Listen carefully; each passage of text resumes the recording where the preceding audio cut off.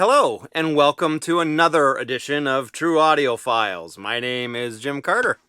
So, I guess we'll start off with my pickups from this week. This is kind of sort of a highlight because I bought a couple of others as well. But basically, we've got Nina Simone Acoustic Sound Audiophile series. Basically, it's Analog Productions' lower tier audiophile reissues. Very curious to hear how that sounds.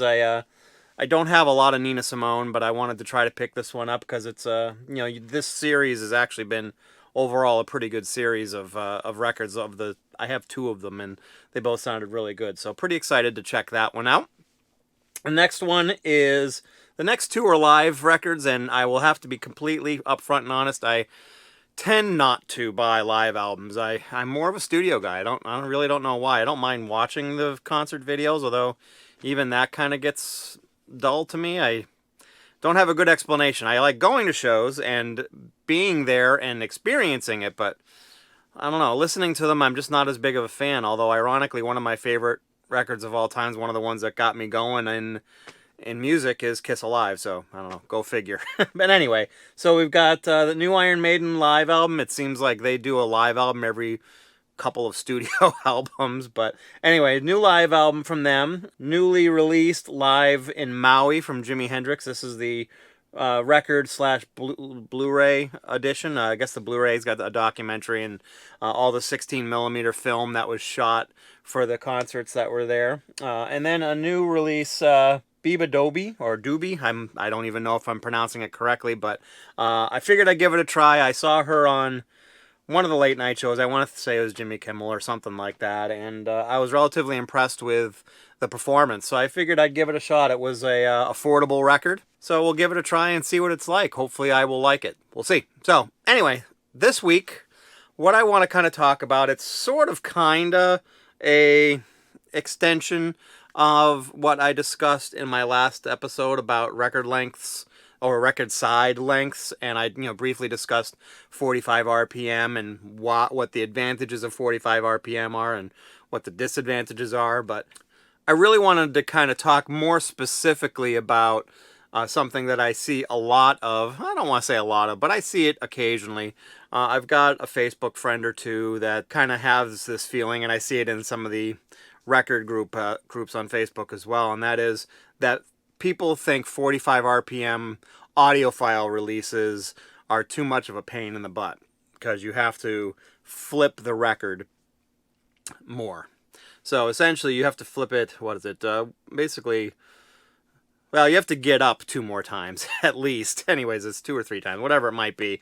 My math is not very good today for some reason. But anyways, regardless, you have to get up more often, and you're basically only sitting there for maybe 8 to 12 minutes a shot listening to the music.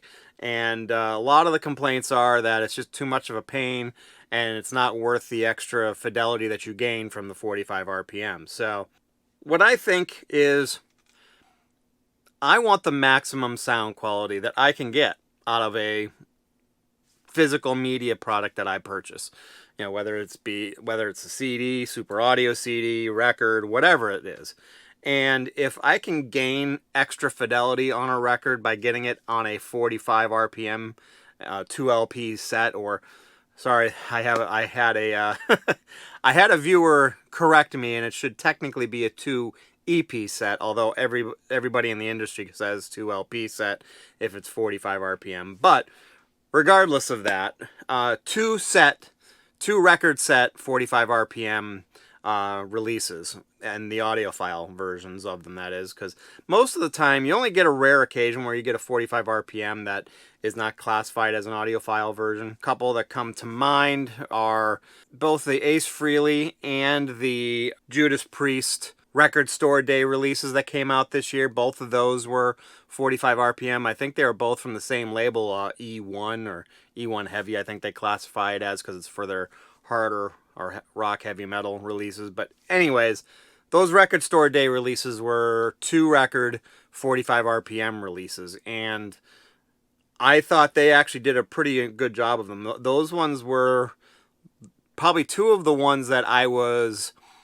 most pessimistic about in terms of what they were going to sound like and what they were going to be quality-wise, and they turned out to be two of my favorite Record Store Day releases this year because they sounded good, they were pressed pretty well, and the packaging was decent, especially on the Judas Priest one because it had an embossed cover, which was just awesome.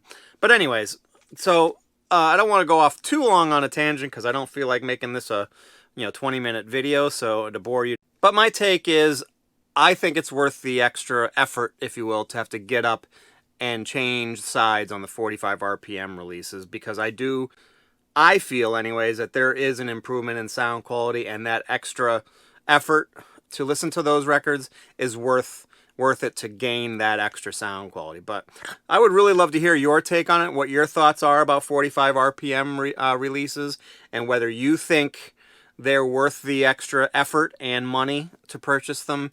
Basically want to hear your take, and I really appreciate you checking out my show, my episodes. If you liked what you see here, please like the video.